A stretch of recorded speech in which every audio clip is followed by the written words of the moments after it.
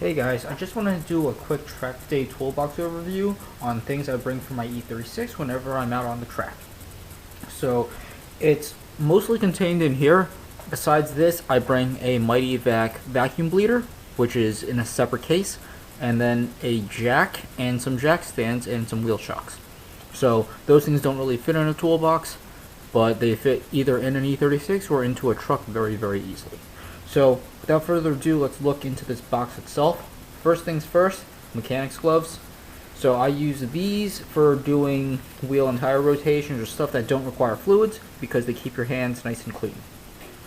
Now I use this Stanley box. I like it because it has these compartments up top, which are very good for like storage of little things such as sockets.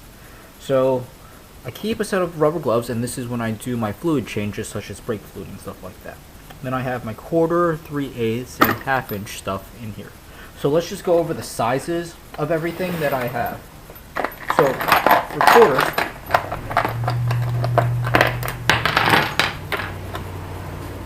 I have a short extension, a 1/4" to 1/4" hex adapter for my impact driver.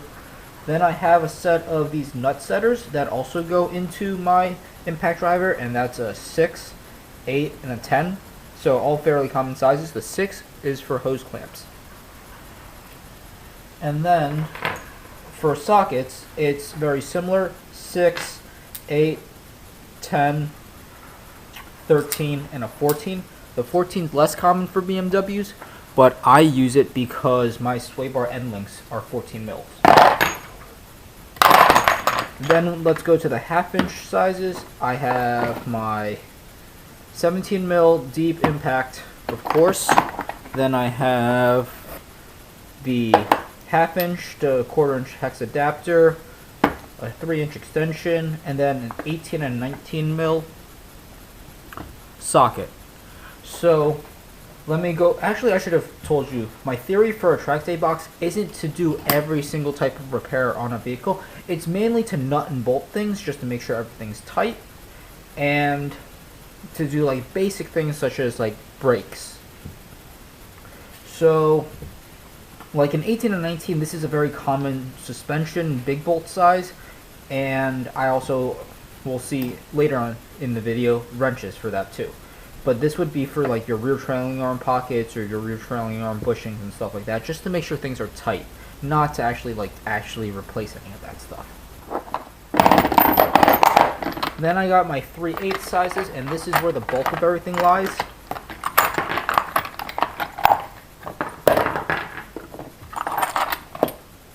So I have my extension, 3" extension, and then the 3/8" hex adapter for the impact driver.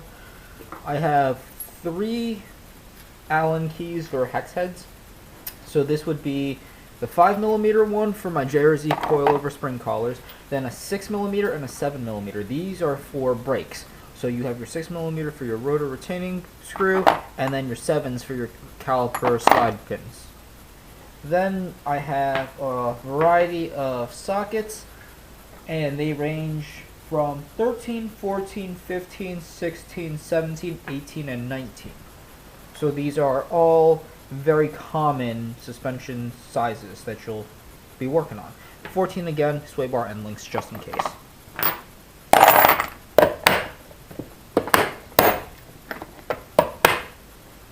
So let's go on to the inside of this box. I have a height adjustment wrench for my JRZs. Then I have screwdrivers, stubbies, and regular. These are not pry bars, but they can always double as pry bars if it's like a last case resort. Then I have a 6" long 3/8" extension, because I primarily focus on the 3/8 because it's the most versatile. The sockets are smaller, but you still can have like a longer wrench or a ratchet to give you leverage. So again, 1/2". This also doubles as my hammer, so you'll see I won't have a hammer. 3/8", and then a 1/4" roto flex head. This is kind of nice. I just have it, and it's a spare, so keep it in there. Then I have a nice longer 3/8" and 1/4" flex head ratchet. This is a cheap Harbor Freight one, but it's gotten me through many years of service, so I still keep this in my box. And then we'll take a look at this tool roll at the very end of the video, but further into the box, this is my very trusty Milwaukee fuel 1/4" impact driver, which also has the juice to take off lug nuts, so I will use this. Again, fully charged battery will last the entire weekend, and when you're on the track or at a track day, you're not the only one there, so you can always borrow tools if this thing's not cutting it. But the idea to bring this is so you reduce the amount of trips you take around paddock to ask for tools. Anyways, this one has worked. I do have the big boy Milwaukee, which I'll show you, which is this guy, but you can see the size difference. This does fit in the box without the top tray, but it's more of an annoyance. So again, you don't always need to take this, but if you know you're going to be like lending your tool out, you're not going to lend this one out because you'll run out of juice. So maybe sometimes you want to bring this one. Otherwise, other tools in here. Got a pry bar just in case you need to pry on stuff. This also really helps for like your pad retaining clips.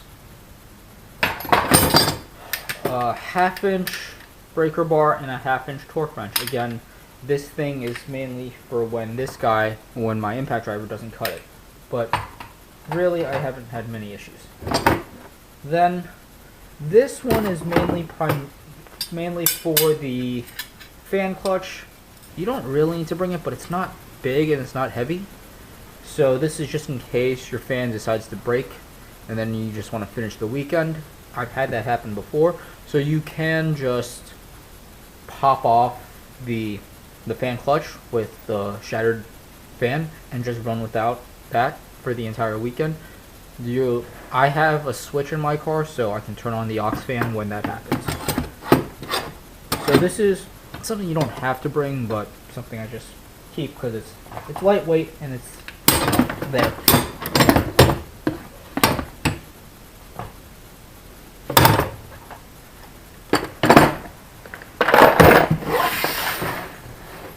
Now last up is the tool roll.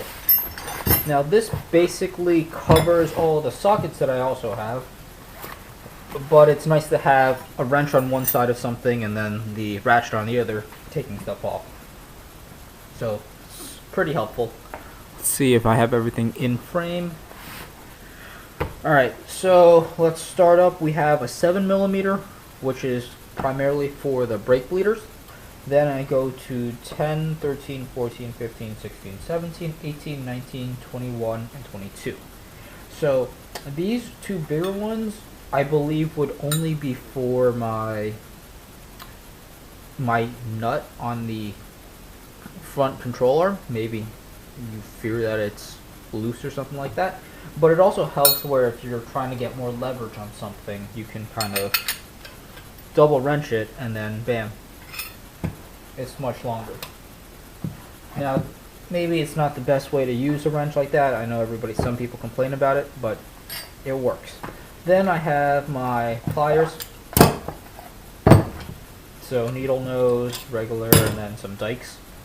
So everything you really need. The dikes actually help. These are nice snap-on ones, so I've been able to cut plastic with them. I can cut zip ties with them just fine. So they've gotten me out of pinchers and stuff.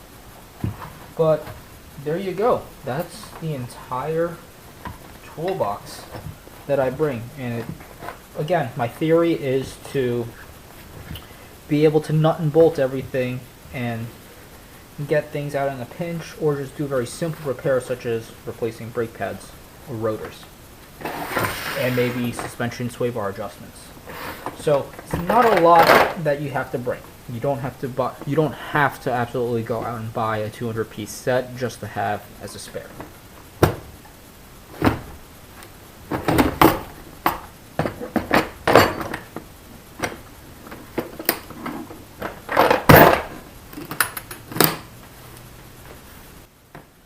So there you have it. Hope that was pretty quick. Now, the other stuff that I would bring like I said before, wheel chocks, Mighty Vac is in a separate case, jack, and then my jack stands are on the other side of the workbench. But I don't have duplicates of everything. I basically take what I have out of this box, put it in there, and once the weekend's done, I take this and put it back in here.